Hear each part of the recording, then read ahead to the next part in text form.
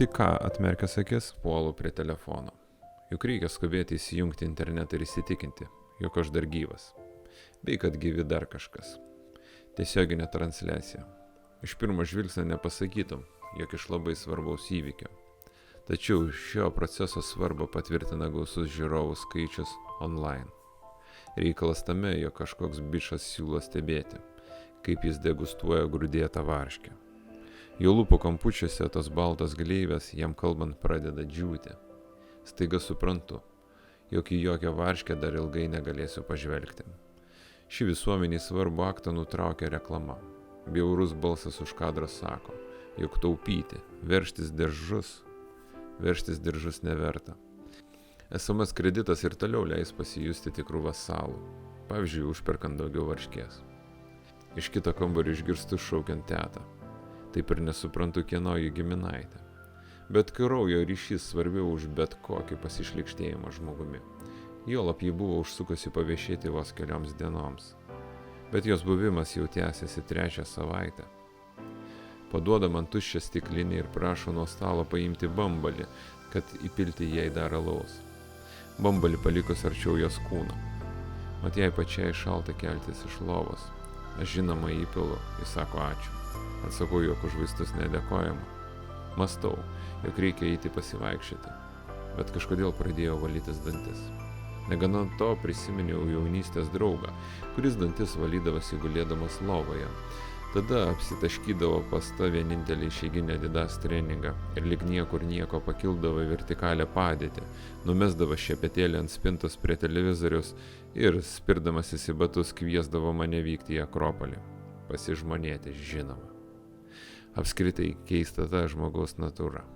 Visada nori būti kažką panašus. O tas draugas, būdamas panašus į bomžą, iš tiesų buvo daug tikresnis už daugelį mano sutiktų žmonių. Asmenybės kultas, vergiškas charakteris, infantilus siekiai, visi šie ir daugelis panašių epitetų puikiai tiko apibūdinant šiuolaikinį etaloną. Nejau jūs dar tikite, jog žiniuonio statusas priklauso senam barzdylai, kuris nieko taip gerai neveikė savo gyvenime, kaip skaitė knygas ir meldėsi kažkokiai išgalvotai dvasiai. Tikite? Tuomet jūs vertas pasišlykštėjimo. Tiesiog jūs turėtų gerą pusdienį baksnuoti pirštu kreivasnukis praeivis, kuris rastų laiko atitraukti akis nuo telefono ir perkelti savo žvilgsnį į jūsų sielos gelmes. Sutelkdamas visas savo pastangas, jūs nugalabite savo tuščiamis akimis. Reikalas tame, jog žiniuonis tai paauglys arba infantilus žilstelėjęs jaunuolis, kuris surinko bent kelis tūkstančius laikų, kad ir ragaudamas tą pačią grūdėtą varškę. Ką tu jam gali pasakyti? Sakai, kad gali? Na gal. Bet pasakyti teks vėliau, kai pats surinksi bent pusę tiek laiko. Štai kas yra žmogus. Na, bet nėra ko sukti galvos apie tokius niekus. Kaip pasakytų vienas internautas, kurio galutinį pamišimą sužadino mano paskutinis laiškas sielos analitikui, o gal vis dėlto pakako baugios muzikos fone. Jog smegenis tai raumuo, kurį galima įtempti ir atpalaiduoti. Atpalaiduoti ir įtempti smegenis. O gal geriau tik atpalaiduoti ir įsilieti į minę internautų bandau eidamas į parduotuvę. Traukiu telefoną, sklaidau trumpus video internete. Gėda, bet atpalaiduoja.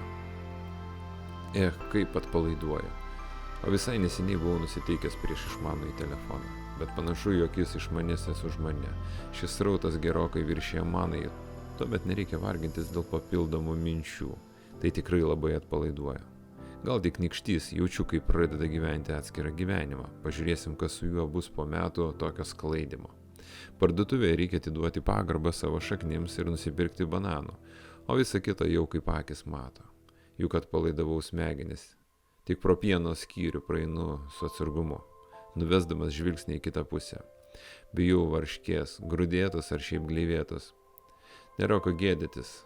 Bet koks nuokrypis nuo automatams priimtinos inercijos suprantamas kaip liga, o kūryba kaip šios ligos išraiška.